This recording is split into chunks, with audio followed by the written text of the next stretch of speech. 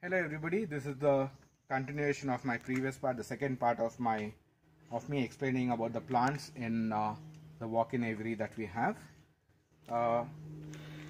This is called the red fountain grass. It's green now, but you can see a little hue of red. It turns into a really bright red, almost this color when it matures. So this is a nice plant to have because this also produces a certain amount of seed which a lot of finches and other birds can forage on. It also becomes a nice place for quails to hide under. It's also a nice leaf to form a nest with. Okay, again some more alfalfa. You can see I'm growing. So if you have alfalfa, the best thing you can do is trim them off like this so that it becomes a much thicker bush here, and you'll have more leaf eventually, and leave it to become mulch. You can see this is one of the leaf of the tri-colored sea hibiscus. It's quite big, and this is a dicot. So I'll tell you about how you identify the difference between a dicot and a monocot. In a dicot you have the midrib and you have the veins which go to the corners of the leaf. Okay, you can see the veins. Can you? Yeah, you can see them diverging to the end. But if you see a monocot, you will see the midrib and all the veins converge at the tip. Simple way to identify a monocot and a dicot. Most monocots are used for forming the nest, but most dicots are used to hide and to shield the bird from elements like rain and sun or hail, and also to construct the nest. So monocots can be, you can understand monocot, I mean for your understanding, a monocot is like the raw materials for constructing a house, but a dicot is like the plot on which you construct your house. Okay. And we have some more spinach, Chinese spinach. See a lot of grass seeds again. And then we have one other plant which is really important here. This is a plant that's really rich in calcium. So it's a very good source of phytocalcium. The stem is kind of a square stem. I'll show you a more mature stem which is like this. Very rich in calcium. So if you can get your hands on a plant like this, please do get it. This is another plant that we have which grows wild here, edible by humans, and the birds also tend to forage on the leaf. It's little tangy, the leaf, and you can also see little fruits here with little seeds inside. Very good plant to have in your aviary. You can see again, I can't emphasize enough on the amount of seed plants we have here. Here we have a kind of a daisy. You have the flower here. Which is flower. This is supposed to be an antifungal plant. It's supposed to be a very good anticoagulant. So if your bird has a wound or something like that, you can just crush this leaf and rub it on the bird. No side effects. Very safe. Very good plant to have in your aviary. Just to understand, that's a flower. It's called a daisy. Okay. This is again Cannon. This is a plant that I really like in my aviary. This is called the umbrella grass. I find it almost impossible to kill this plant. You keep pulling it away, it keeps growing back. The leaves are fantastic for nest building. It also produces a little seed cluster here, which is edible by a lot of birds. And the plant is now young, but it grows to about 3.5–4 feet in height. And the stem is quite strong, so even if a bird tries to hang on this, it doesn't really fall down. And it gives enough tensile strength for the umbrella grass to just stay like that. So it's good for birds to forage on. And you can see the sea of sea hibiscus. It's beautiful, Beautiful, beautiful place for birds to camouflage themselves, hide, form nests. Fantastic. Again, we have a lot of super napier growing. The beauty of this plant is you chop it off, it becomes into a big clump, and it grows really tall. It almost looks like elephant grass after a point. Very, very good. We have this plant. It's called the Singapore cherry. The leaf, the fruit, and the flowers are edible. It grows very, very, very fast.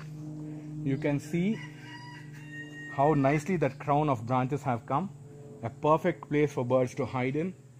It's only about a year plus, this plant, and we've chopped it off already once because it was touching the roof, and now again the branches are touching the roof. I think it's again high time that we trim them, and I'm sure it will grow back again in a matter of couple of months. 2-3 months we'll again have it touching the roof. Such a beautiful plant to have, so nutritious for the birds.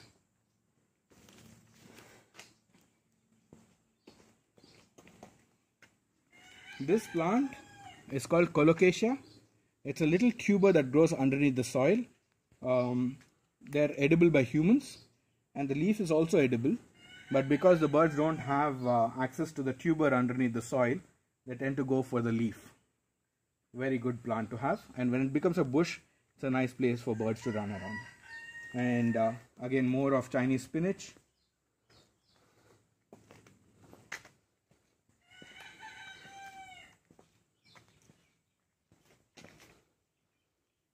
Here we have a climber called bluebells. This is a very fast growing climber. We want it to grow onto the truss system on top so that it kind of covers up the trusses, and also forms a little hiding spot when birds are sitting on the truss. This plant is another very nice plant. I don't know the name. I've seen it grow all over the place in Loro Park's breeding center, La Vera. So this actually becomes into a really big bush, but because it's fighting with the Singapore cherry on top, it doesn't get enough sunlight, so it's still small. But once it has a little bit of access to sunlight, I'm sure it will grow into a really beautiful big bush where birds can again hide and forage on. This is another Singapore cherry plant. It's you can see we have a few fruit. I'll show you a few more fruit. Most of my servants would have eaten away the fruit. This is semi-ripe fruit. There will be a few more ripe fruits around the place. I'll show you maybe later in the video. But yeah, you can see that it has a lot of fruit overall. Green ones. Those turn into a nice cherry red, and birds tend to forage on them. Again, beautiful amaranthus plant. Really nice.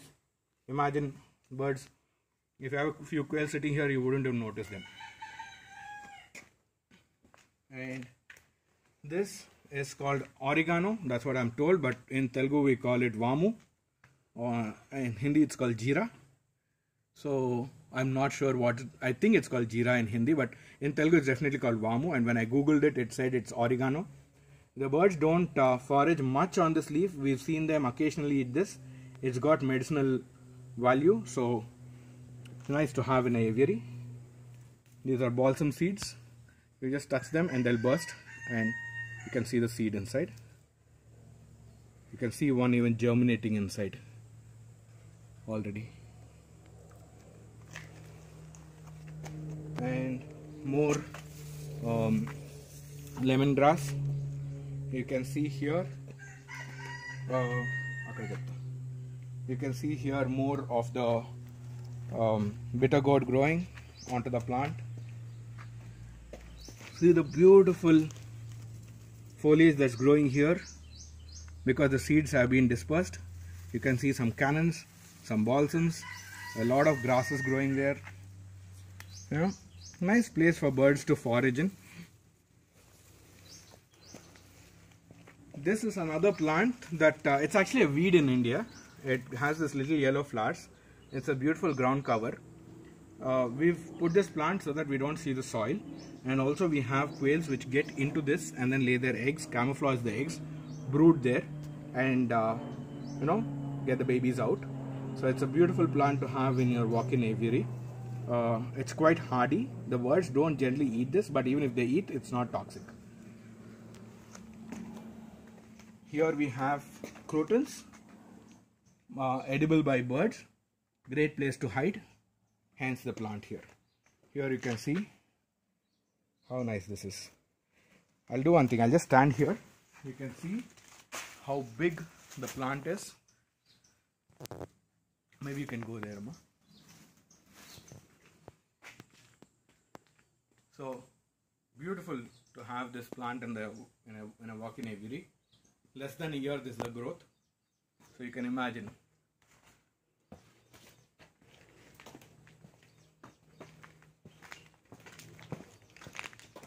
Some more crotons, some bitter gourds. We had pumpkins, we just harvested them. This is Eclipha. It's a beautiful plant to have. It is we have the regular plant here, which is light green with very little variegation, and the leaf is straight. But you also get them in a slightly wrinkled form, folded form, like the leaf is little like this, and also you get in different colors and different sizes of leaves. You get from red to brown to pink to a mix of many colors, and you get leaves which are that small to about that big or much bigger also. Here I have another plant. I just pull the leaf out. You can see the red veins in this. It's also a regular straight leaf. It's not wrinkled. I'll show you one more which is wrinkled. You can see this beautiful sea hibiscus. This is the species I was talking about in lemongrass. This is, you can see it has much lesser foliage when compared to the plants behind me, like this. But this leaf has a much more pungent odor. If you smell it, you'll know it's definitely at least 10 times more stronger and maybe 10 times more efficient. So very good plant to have in aviary. Here we have another gourd, maybe a bottle gourd which is growing. I don't know what gourd it is. Here we have a tomato plant. You can see beautiful tomato plant, quite tall, about 6-7 feet tall. A lot of tomatoes would have come. Papaya here, and a little more crotons here. This will become a nice bush. Little umbrella plant here. This is again the cherries, the cherry plant. I'll try to show you a few more cherries. Here you can see a lot of cherries here, This is a semi-ripe one. All the ripe ones have been eaten away by my people.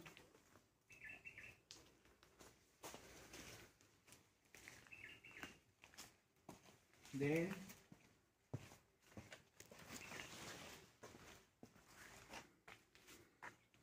here we have pomegranates. Wild pomegranates tend to have a little thorny stem. These things have thorns in them, little spikes. And here you can see one of the Eclipha plant. It has got a wrinkled leaf. Again, I can't emphasize enough on the number of weed plants that we have here.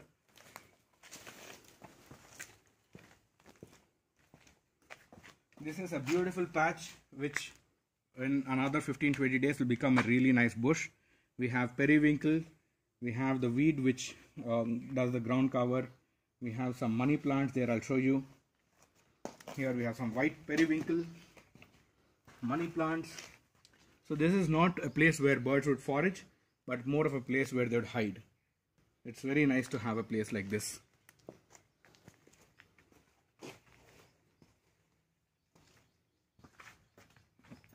Here I have a ripe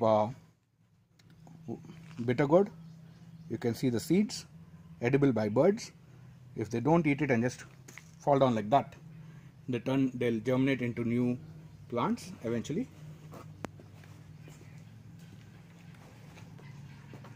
You can see the nice sea of hibiscus. This plant is called the velvet beans. It grows really fast, and I wanted to get onto the truss system on top. We have a few indoor plants here.